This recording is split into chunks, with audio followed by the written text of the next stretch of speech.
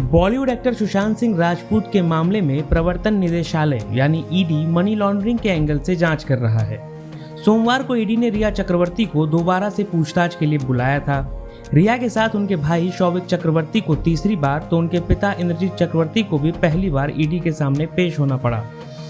सुशांत के पिता की एफआईआर में पैसों की हेराफेरी का आरोप है। ईडी इसे ही आधार मानकर इस मामले की जांच कर रहा है। खबर है कि ईडी ने रिया चक्रवर्ती, उनके पिता और भाई इन तीनों के मोबाइल फोन सीज कर लिए हैं। हमारे सहयोगी चैनल टाइम्स नाउ की रिपोर्ट के मुताबिक ईडी ने रिया चक्रवर्ती के दोनों मोबाइल फोन के साथ ही शौविक और इंद्रजीत चक्रवर्ती के भी एक एक मोबाइल फोन जब्त कर लिए हैं।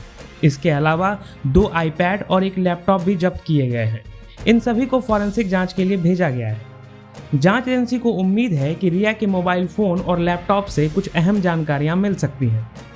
सोमवार को लंबी पूछताछ के बाद मंगलवार 11 अगस्त को ईडी ने इन सारे इलेक्ट्रॉनिक डिवाइसेस को अपने कब्जे में ले लिया है। रिया और उसके परिवार पर आरोप है कि वह ईडी की जांच में सहयोग नहीं कर रहे हैं। रिया और उनके परिवार ने ईडी के कई सवालों के जवाब नहीं दिए हैं, जबकि रिया ने कई सवालों को यह कहकर टाल दिया कि उन्हें कुछ ठीक से याद नहीं है।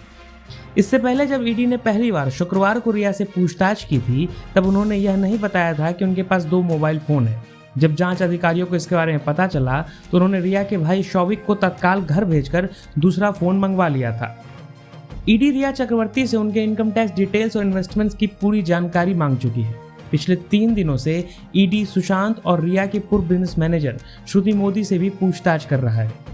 ईडी के अधिकारियों ने बताया कि रिया के इनकम टैक्स रिटर्न से पता चलता है कि उनकी आमदनी और खर्चों में अंतर है।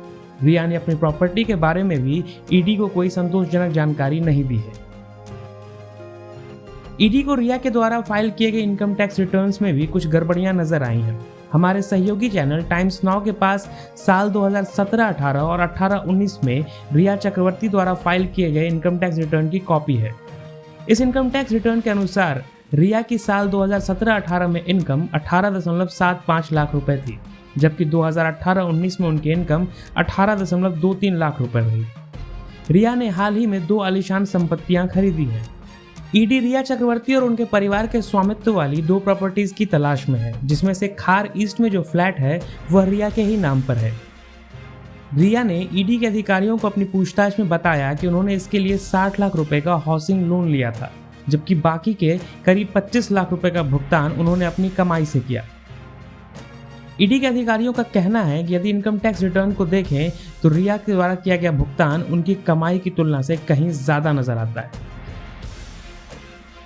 जाहिर तौर पर ईडी रिया चक्रवर्ती और उनके परिवार के द्वारा दिए गए जवाबों से संतुष्ट नहीं है, लिहाजा मंगलवार को एक बार फिर से रिया और सुशांत के एक्स मैनेजर श्रुति मोदी को पूछताछ के लिए बुलाया गया है।